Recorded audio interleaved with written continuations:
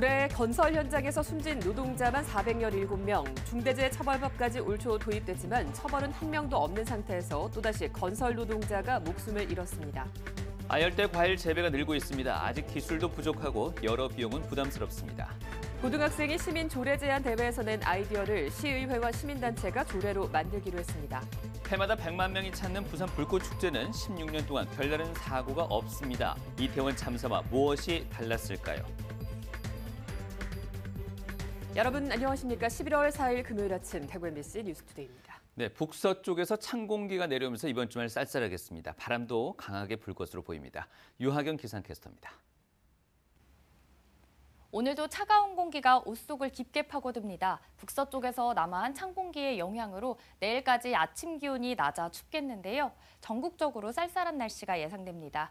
우리 지역 오늘과 내일 아침 기온은 평년보다 3도에서 6도가량 낮겠고요. 경북 내륙을 중심으로 바람도 약간 강하게 불어 체감 온도는 더욱 낮아 쌀쌀하게 느껴지겠습니다. 모레까지 새벽부터 아침 사이 내륙 대부분 지역에 서리가 내리는 곳도 있겠고요. 오늘과 내일은 경북 내륙에, 모레는 경북 북부 내륙을 중심으로 얼음이 어는 곳도 있겠습니다. 오늘 우리 지역 하늘빛 대체로 맑겠습니다. 울릉도와 독도에는 대체로 흐리다가 늦은 새벽부터 밤 사이 가끔 비가 내리겠습니다.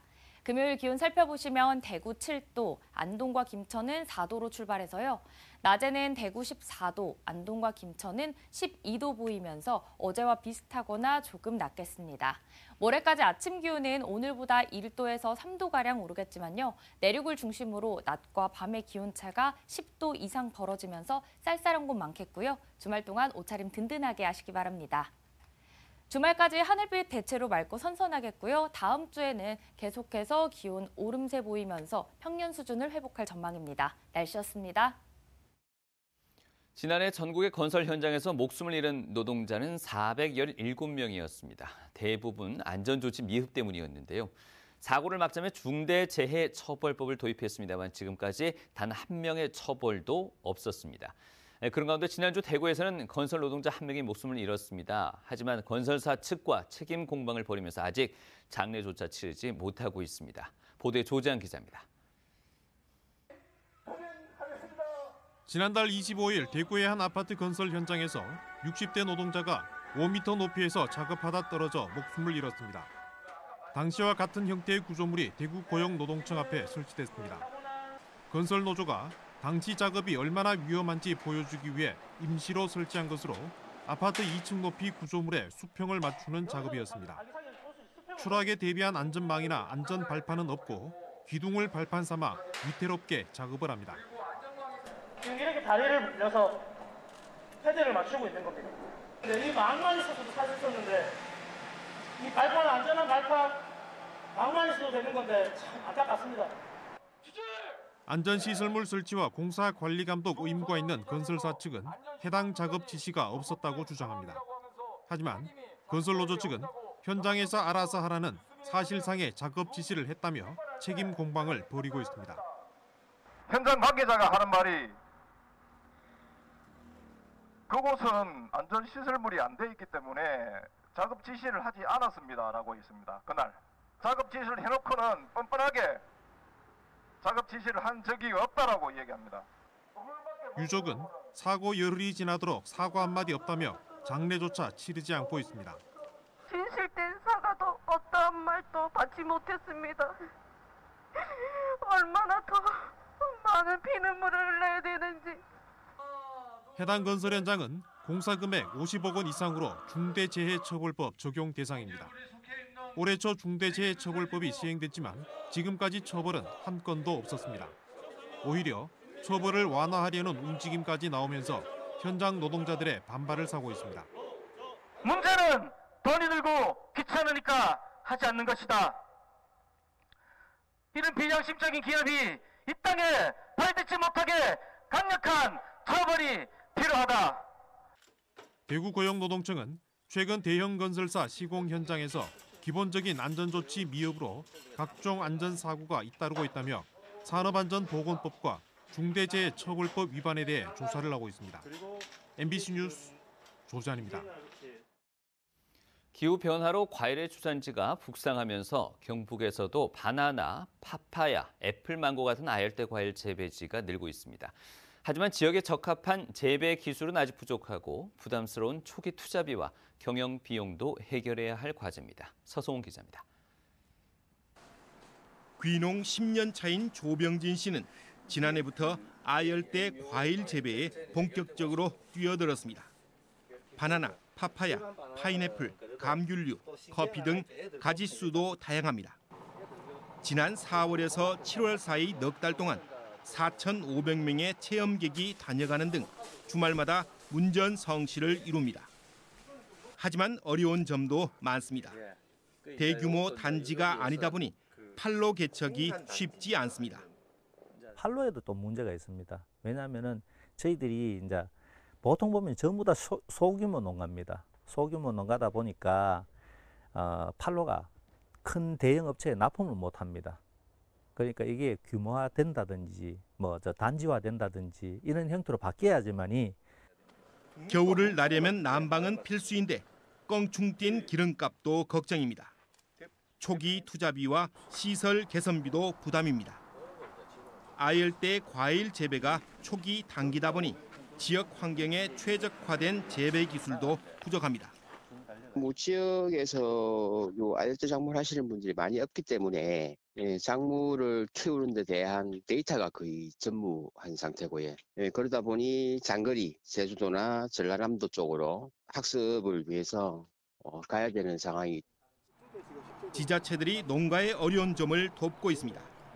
청도군은 국비를 지원받아 아열대 작물 실증 시험장을 지었습니다. 유리와 비닐, 두 종류의 스마트팜을 갖춰 어떤 과일이 어느 시설에 적합한지 살펴보고 있습니다.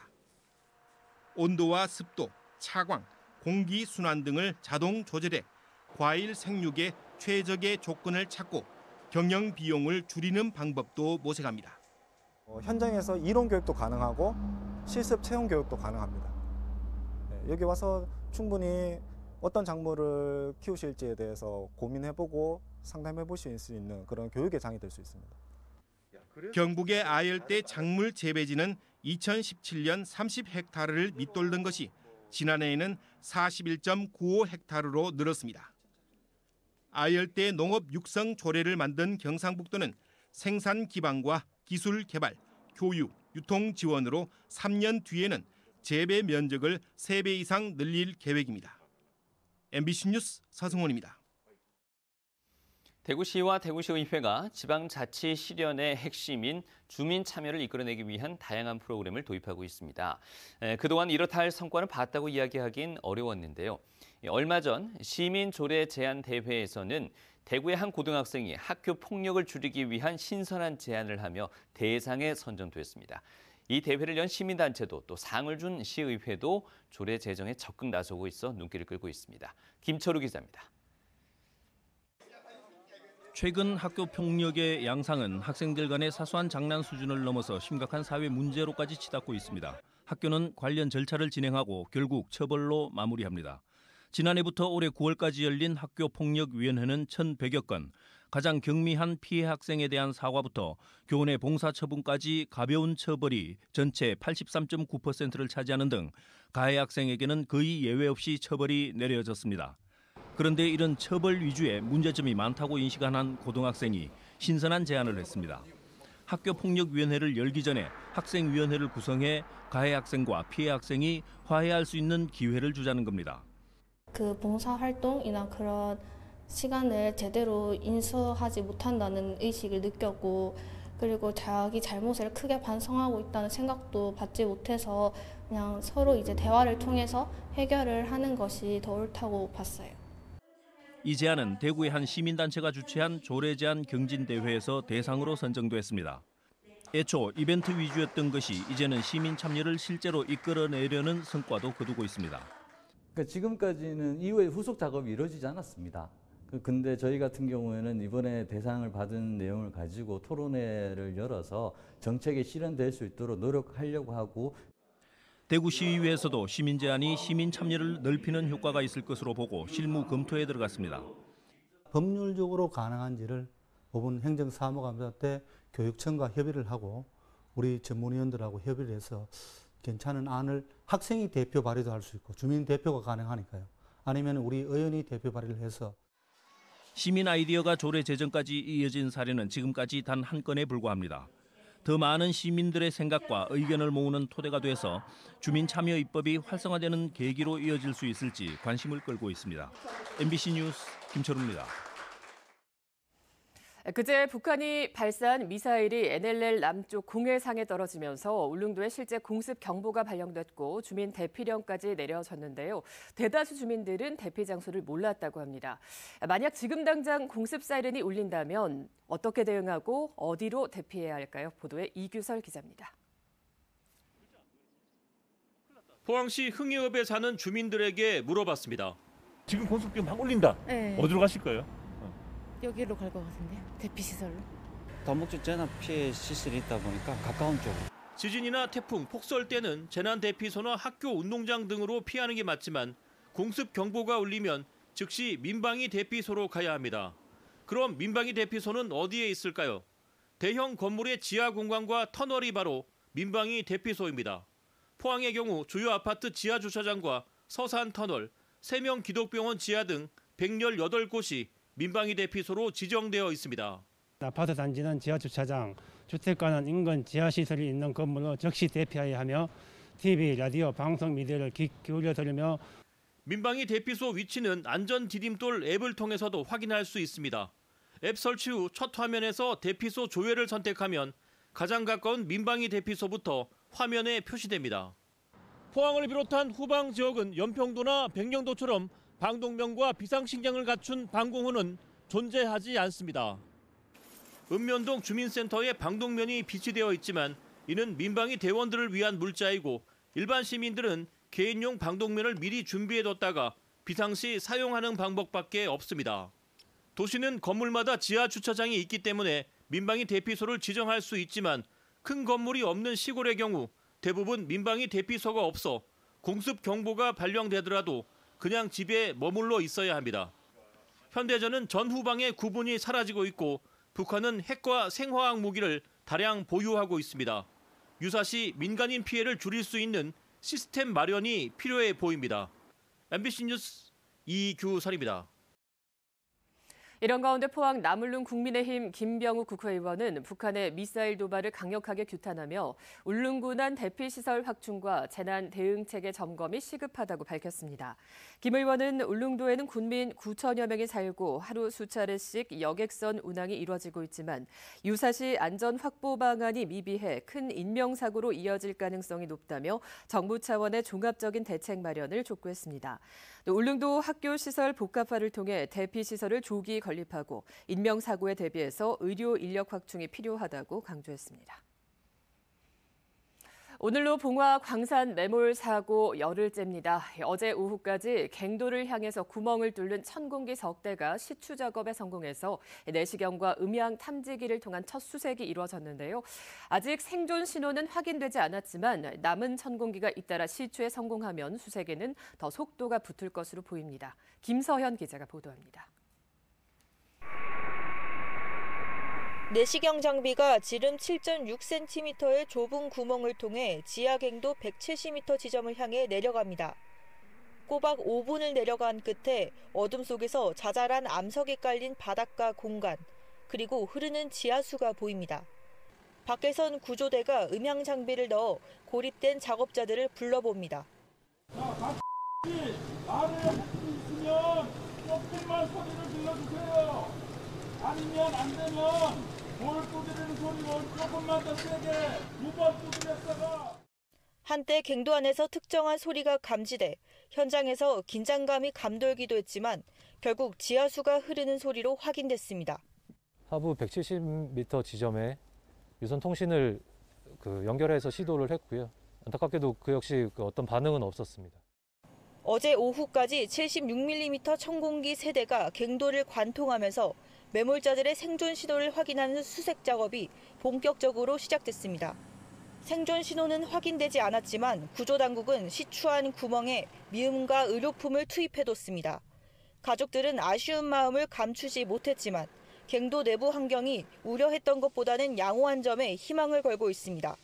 처음에 제일 걱정했던 부분이 그 갱도가 물에 차 있거나 아니면 이제 뻘이 밀려와 있을 경우를 가장 걱정을 많이 했는데 일단 그 안이 좀 깨끗하고 물도 많이 안 차 있고 상황이 나쁘진 않구나.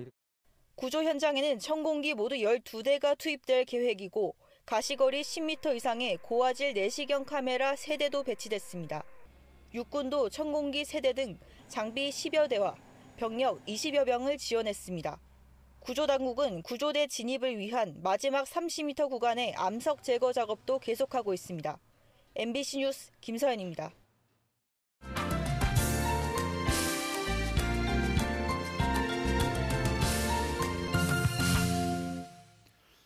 코로나19 확산세가 심상치 않습니다. 방역당국은 이미 7차 재유행이 시작됐다고 보고 다음 주부터 계량 백신 접종을 만 18세 이상 전체로 확대할 예정입니다. 대전 MBC 김태욱 기자가 보도합니다. 찬바람이 불면서 우려했던 코로나19와 독감 동시 유행이 시작됐습니다. 유행세를 가늠할 수 있는 감염 재생산 지수가 전국은 물론 대전과 세종, 충남도 모두 2주 연속 1 이상을 유지하고 있습니다. 정부는 6주 만에 전국 코로나19 주간 위험도를 낮음에서 중간으로 상향했습니다.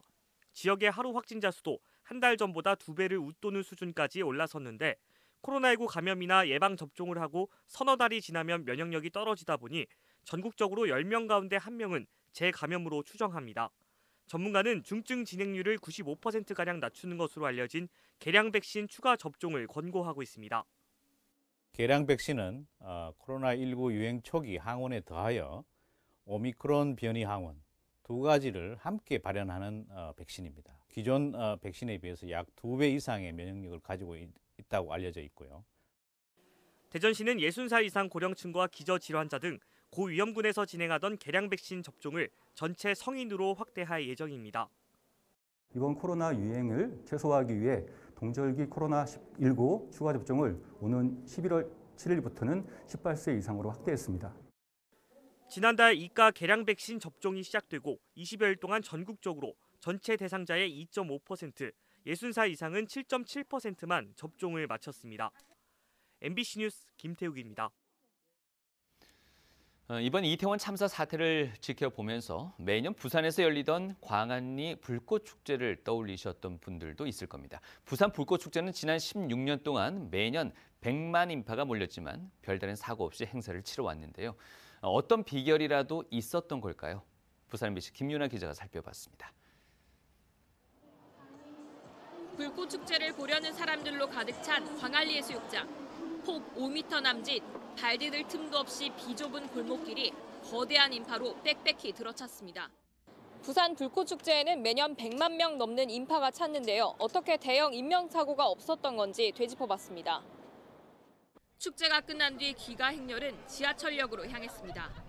축제 현장에서 가장 가까운 지하철역인 광안역 출입구와 엘리베이터마다 안전요원이 투입됐고 천천히 탑니다. 천천히 탑니다. 천천히 밀지 마시고.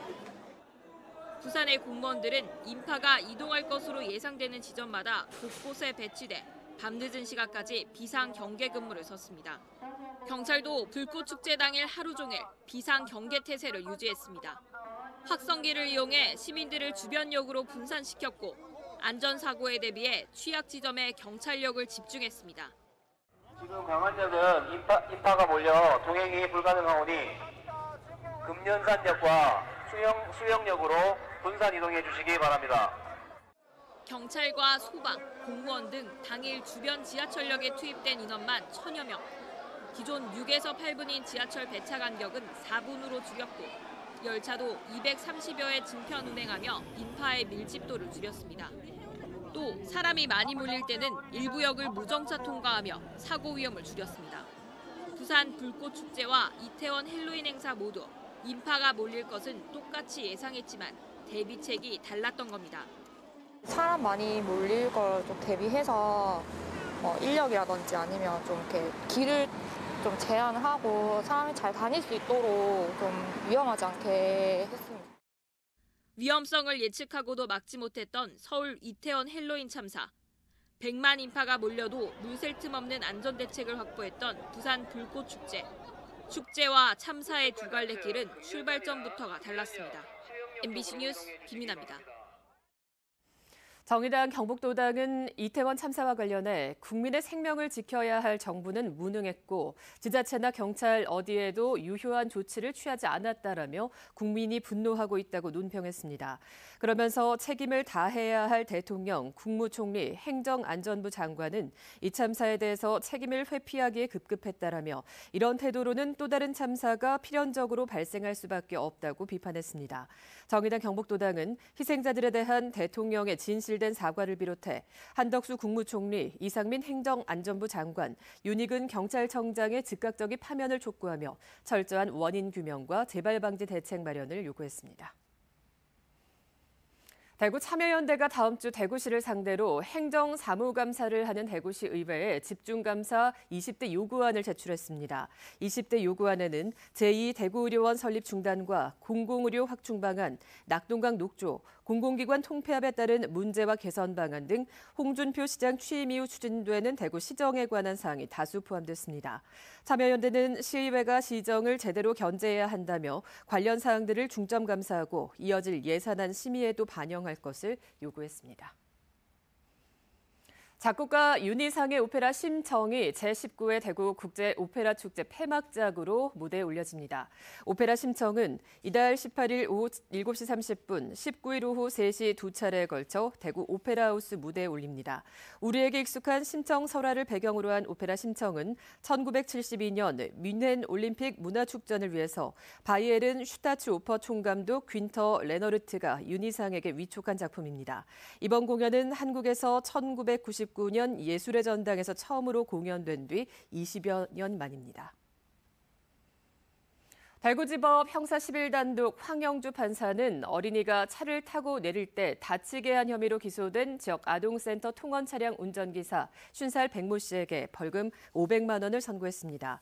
백 씨는 지난해 11월 말 대구 동구의 한 도로에서 8살 어린이가 차에서 혼자 내리게 방치하고 어린이 옷이 차 문에 끼었는데도 알지 못하고 차량을 10m가량 운행해 다치게 한 혐의로 재판에 넘겨졌습니다. 황 판사는 어린이가 크게 다치지 않았지만 사고 직후 병원에 데리고 가거나 보호자에게 연락을 하지 않는 등 아무런 조치를 취하지 않고 현장을 이탈한 것은 합당한 책임을 져야 한다고 판시했습니다.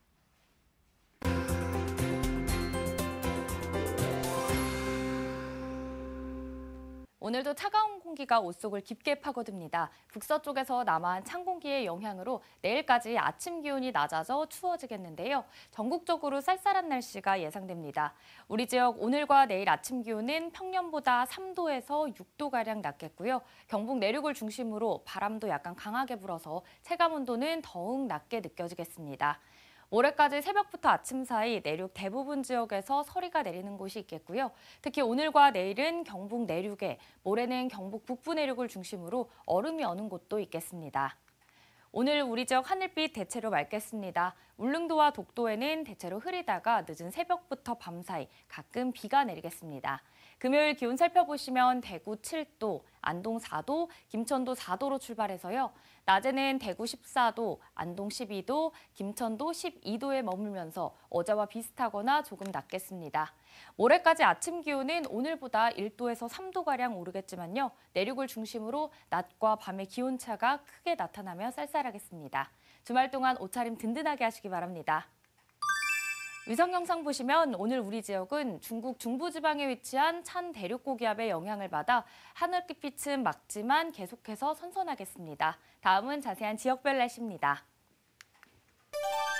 대구의 아침 기온 7도, 고령 5도로 시작합니다. 낮 최고 기온은 대구 14도, 고령도 14도 보이겠고요. 현재 구미의 아침 기온 5도, 김천 4도로 출발합니다.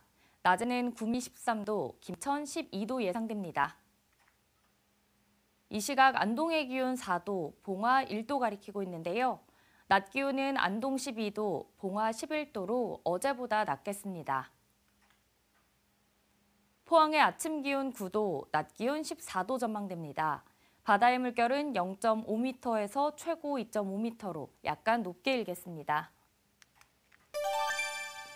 주말까지 하늘빛 맑은 가운데 선선함이 감돌겠고요. 다음 주에도 일교차 큰 가운데 기온은 계속해서 선선하겠습니다. 날씨였습니다.